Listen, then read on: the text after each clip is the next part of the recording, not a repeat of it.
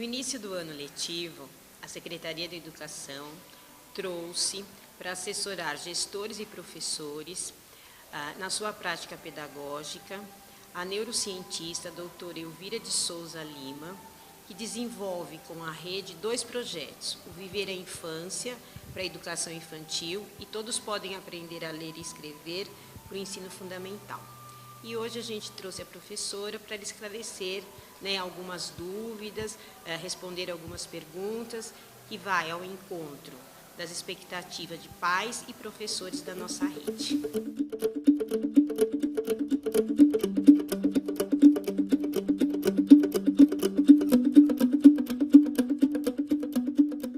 Fazemos muita confusão, como a tecnologia avançou muito, e vai muito rapidamente, tudo fica obsoleto em 6 meses. Nós temos essa tendência de achar que a criança é mais esperta, mais inteligente, porque ela está lidando com essa tecnologia. Então, isso aí nós temos que separar muito bem, porque o desenvolvimento cultural da humanidade avançou muito, mas até agora a biologia da espécie não mudou. Não é porque nós temos toda essa tecnologia que a criança está mexendo com a tecnologia, que, aliás, não deve, vou falar um pouquinho sobre isso, vai andar mais cedo ou vai falar mais cedo, você não tem bebê fazendo frase aos 6 meses. Então, nós temos que entender que a criança, da espécie humana, ela continua criança. E ela precisa fazer o que a criança, a infância, sempre fez. Então, as atividades infantis, a cultura da infância, ela continua a mesma. E mexer com a tecnologia não adianta, não modifica isso. Às vezes até prejudica. Então, nós temos que entender bem isso, que nós vamos continuar tendo uma evolução muito grande tecnológica, e quanto mais faz, mais avança, mais nós temos possibilidade de criação, mas a criança está lá no mesmo ritmo da espécie. A criança do ser humano não está que nem o cavalinho que nasce e já logo fica em cima das pernas, já sai andando, 1 hora depois já está ali. Nós demoramos um longo processo, desde segurar a cabecinha, a questão muscular, todo o processo que vai para desenvolver a parte biológica, para poder levantar o torso, para poder engatinhar, depois andar. Então, isso continua a mesma coisa. Então, muitas vezes nós confundimos isso. Então, a tecnologia é uma coisa ótima. Eu acho que é assim, fantástico o que nós podemos fazer com tecnologia. O uso da tecnologia é que está equivocado. Então, um equívoco muito grande, por exemplo, é dar celular, iPad e mesmo a televisão para criança de menos de 2 anos de idade. Isso, hoje a pediatria, a medicina, inclusive no Brasil, aconselha ou até exige que não se exponha a criança à tela até fazer 2 anos, porque isso traz prejuízos biológicos. Então, nós temos que entender, primeiro, qual é o lugar da tecnologia no desenvolvimento e lembrar que a infância, pelo menos o cérebro, não sei se vai mudar daqui, sei lá, 100 anos, 200 ou 1000, mas no momento não houve mudança biológica nenhuma. Então, quando nós pensamos de geração na nossa infância, a criança de hoje precisa basicamente realizar, para o seu desenvolvimento biológico e cultural, as atividades da infância. Então, ninguém se desenvolve assistindo televisão. E nós temos aí o fato que as crianças estão passando 3, 4 horas, não é isso? Às vezes o fim de semana, todo em frente da televisão. Isso é uma coisa que nós temos que rever. Então, tudo tem seu lado bom, seu lado ruim, mas não é a criança que decide, somos nós. Porque a criança não tem nenhuma genética para nascer e já falar, me dá meu celular, aí pega. Nós é que propiciamos isso. Então, são coisas que hoje nós temos que rever, colocar a criança pequena, enquanto ela tem que estar fazendo outras atividades absolutamente fundamentais para o desenvolvimento, ela está lá em frente da televisão completamente passiva, não é isso? Já comprovadamente não desenvolvendo as áreas do cérebro, fazendo as redes neuronais necessárias, etc. Então, esse é um fator importante, aprender a usar a tecnologia. Barueri está se organizando para a nova base curricular, organização curricular em 2018, com a assessoria da professora, onde o brincar é um eixo estruturante dentro da nossa prática. O Brasil, um país enorme, com uma diversidade cultural fantástica, é uma riqueza de sons e ritmos e e brincadeiras, e movimentos, e rituais, que nós não aproveitamos, né, no currículo, não aproveitamos na vida cotidiana, né, nós fomos, em algumas partes do Brasil, principalmente nas zonas urbanas, nós fomos perdendo isso, né? Então, brincar faz os fundamentos, né, traz os fundamentos do desenvolvimento posterior. Então, às vezes, um brinquedinho, às vezes até melhor um brinquedinho mais à toa, assim, mas depois ela vai, quando ela vai tentar aqui colocar um em cima do outro, vai cair, você vai ficar, ela tenta, ela faz de novo, né, ela experimenta, ela toma decisões, então, quanto que isso aqui vai equilibrar? Parece que é uma brincadeira do lado de fora, só que do lado de dentro é uma coisa fantástica que vai desenvolver áreas que eu vou precisar depois para ler e escrever também, para os conhecimentos escolares. Mas não é por isso que a criança tem que brincar, ela tem que brincar porque é direito da infância, a primeira coisa, não é isso? E substituir 15 minutos da televisão por uma brincadeirinha dessa já traz benefício. Agora, o melhor seria que essa criança não fosse exposta à televisão mais do que meia hora por dia, depois dos 2 anos. Né? Então, é isso que nós... E brincar faz bem para o adulto também. É uma delícia brincar, né, professora? Brincar é muito bom. Todos nós aprendemos. Grupos indígenas, nas comunidades indígenas que eu trabalhei tanto aqui no Brasil quanto nos Estados Unidos, esse lúdico é importante para todo mundo, para o adulto, para a criança, coletivamente, né? Então, nós temos que recuperar um pouco isso, com certeza.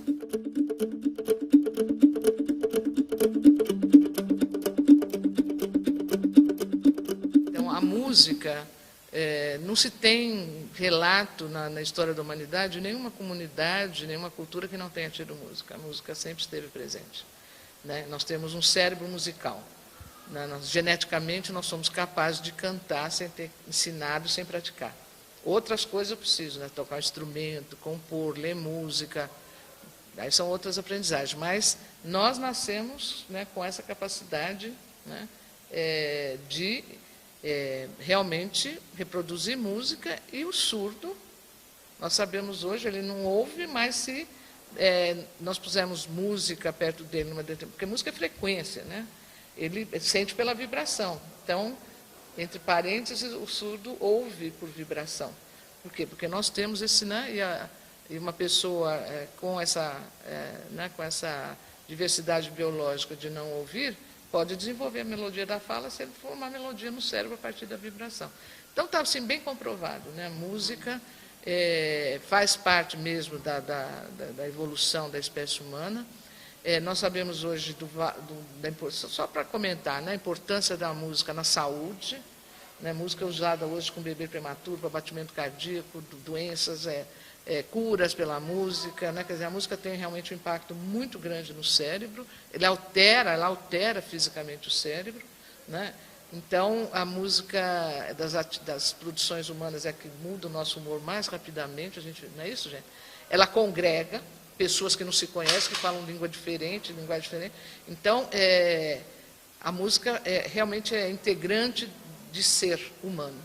Então, aí nós temos que pensar de botar a música no contexto. Né? Agora, a prefeitura, com essa bela iniciativa de trazer instrumentos, né? Estão os alunos aí aprendendo instrumentos de corda, de sopro, percussão, já tocando em grupo, não é isso?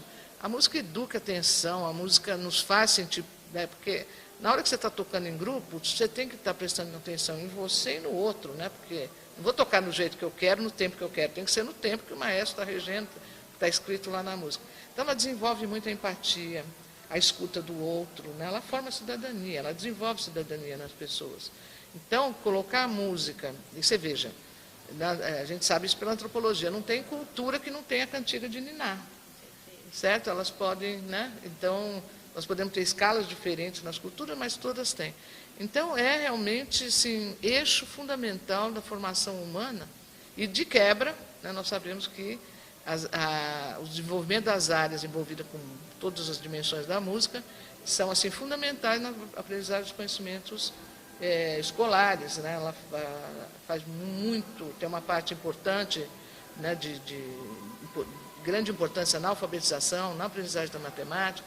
Então, realmente é um ganho por todos os lados. Né? E o desenho, professora, que também é um eixo estruturante do nosso currículo? Desenho, seja ele feito com as mãozinhas, pode ser no barro, na areia, com papel, na tinta, né? Deixa um registro. E essa ideia de que um traço representa alguma coisa é que vai ser a base de ser alfabetizado lá na frente. Então, isso é porque o desenho deixa um produto marcado. E, na verdade, na história da humanidade, nós vamos ver o quê? Que as coisas mais antigas de memória que nós temos são os desenhos das cavernas, né? 25, 30 mil anos atrás. E que a escrita evoluiu do desenho. Né? Porque as primeiras escritas elas foram desenhos, elas não foram letras assim. E a letra também né? Ela tem uma forma gráfica, né? Ela tem um triângulo, né? Mas isso já é uma evolução mais para frente, né? Inventou o alfabeto mais lá para frente. Então, os primeiros registros, né, que são memórias, e ao começo da memória, assim, do desenvolvimento da memória, porque o desenho dentro da caverna, quem fez não estava olhando o objeto lá, estou desenhando aquela árvore e tal. Guardou na cabeça dele para reproduzir lá dentro. Certo? Então, isso que levou, depois de milênios, a formar a escrita matemática, que é uma produção cultural, não tem genética para isso. É bom entender isso, né? Nós temos genética para falar, mas não temos genética para ler e escrever. E o desenho possibilitou a invenção da escrita ideográfica. Só que ensinar na ideográfica não é fácil. A gente vê aí nas crianças chinesas, japonesas, árabes, como o processo é complexo, e por isso que foi ao longo dos séculos ali, foram inventadas formas mais simples até chegar no alfabeto, né? E o alfabeto, na verdade, são figuras geométricas, né? E são combinadas. E aí nós temos um fator bastante importante, porque desenhar um ângulo, que nem esse aqui, não é isso? Ou esse tipo de ângulo, ou mesmo o ângulo reto, que nós não temos aqui, tem uma evolução. Tem uma evolução na espécie, tem uma evolução na infância. E isso vai dos 3 aos 6 anos. E nós não podemos mudar. Você não vai querer pegar uma criança de 3 anos, treinar para ela fazer um triângulo perfeito, que não vai fazer. Porque essa evolução, a criança não precisa ir para a escola para desenhar. Isso está na genética. Certo? E as figuras geométricas também. Agora, as figuras geométricas, as sólidas, né, não tem na genética, ela tem que aprender. Fazer uma combinatória dessas figuras geométricas também depende de ensinar. E se apropriar da escrita, a primeira coisa é a criança formar na memória as formas das letras. E como é que pode formar as formas da letra na memória, na cabecinha delas, né? Tem 3 entradas para o cérebro: visão, não é isso? Movimento e o tato. Não é isso? Por isso que criança cega pode, não é isso? Desenvolve igualmente. Nós podemos ter um sentido que esteja não funcionando totalmente, ou algum problema no cérebro daquela área que cuida desse sentido, né? E a criança vai poder aprender, isso aqui é muito importante, pelos outros. Ela aprende pelo tato, não é isso? Na mãozinha. Num alfabeto móvel como esse, que tem 2 texturas, não é isso? Uma textura aqui, outra textura lá, são 2 informações diferentes que chegam, né? Então, esse movimento informa para o cérebro o formato da letra, o tato também, né? E se você junta o movimento com o tato, então são 2, e se você usar, a criança está olhando, passa o dedinho, e tem o tato, você tem 3 entradas para o cérebro. Então, todas as crianças, já na educação infantil, no pré, elas podem começar a manipular isso para poder aprender as letras e também, olha, os pontos por exemplo, ponto de interrogação, ponto de exclamação, tal. Então, essa progressão, né, do desenho, agora, é assim, temos que ter um currículo de desenho, tem que desenhar todos os dias na escola, com um currículo, né, se desenhar qualquer coisa. E os pais podem fazer isso em casa, né? Às vezes tem um materialzinho simples, né, você também fazer rosquinha, na hora que você faz rosquinha, cozinha, formato, dá forma a alguma coisa, não é formato da letra, com massinha, mesmo biscoito, enfim, tudo que for explorado em termos de tato, movimento, constituição, ajuda. Então, é nesse sentido que a família se integra à escola, né? Isso ampliando a experiência da criança. É que muitas atividades que parecem não ter nada a ver com a alfabetização, na verdade, estão mobilizando as áreas no cérebro que eu preciso para ler e escrever depois. Então, há essa continuidade do currículo, que é uma coisa nova, assim, em termos que a gente pensa muito no currículo para o ano. né? Isso, aí vem a educação por ciclos, né? Isso você vê aqui no Brasil 6, 7, 8, né? 3 ciclos de 3 anos, e hoje então nós temos essa ideia da continuidade da educação infantil para, né, por dentro, na cabecinha, formando essas redes todas que vão capacitar o cérebro naturalmente a ler e escrever, que é a experiência de outros países, né? Outros países estão né, com grande sucesso na alfabetização, e as crianças nossas são absolutamente tão capazes de aprender quanto de qualquer país desenvolvido, como a gente fala, nossas crianças são absolutamente capazes, só que aí nós precisamos oferecer a elas todas essas possibilidades, né? Então, o que está muito claro, que a neurociência nos ajuda a compreender isso, é que ela pode fazer. Mas isso não é novidade para a pedagogia. Pedagogia, desde 5.000 anos de pedagogia, eles sempre puseram a criança de 7 anos completo na escola, né? E quando surgiu a educação infantil, ela surgiu como jardim da infância, que chamava, não é isso? Né? Em muitos países é jardim da infância. Então, a importância da natureza, do brincar, não é isso? Da atividade com música, exploração de sons, ritmo. Então, os primeiros currículos até a Segunda Grande Guerra de educação infantil era isso, né, que Barueri está colocando. Quer dizer, a pedagogia já sabia disso, é que hoje a neurociência fala, não, eles estavam certos, a pedagogia antiga estava certa. A gente tem a confirmação científica, né, que a pedagogia está sempre no caminho certo, né, sempre é a contribuição, né, a pedagogia sem a ciência, ela não caminha. Então, precisamos da pedagogia, da neurociência, para que realmente valide toda a nossa estrutura curricular. Então, mas não é só neurociências, né? Quer dizer, a antropologia nos ensina isso, da importância da cultura, dos rituais coletivos, das brincadeiras. Quer dizer, as áreas de conhecimento que estudam o ser humano, elas aprofundam aspectos que a pedagogia tem que lidar, porque a pedagogia é a ciência de formar o humano, e não tem outra. É a pedagogia. Então, lógico que em 5.000 anos de escola, não da educação infantil, mas da escola, que seria o fundamental, né, nós temos aí um conhecimento muito denso construído, né? E é lógico que cada tempo cultural é uma coisa, né? Mas mesmo quando inventaram o livro, depois quando inventaram a imprensa, não é isso? Continua a pedagogia o seu caminho, não é agora porque tem a neurociências que nós vamos falar, não, né? Mas a neurociência nos ajuda a compreender. Né?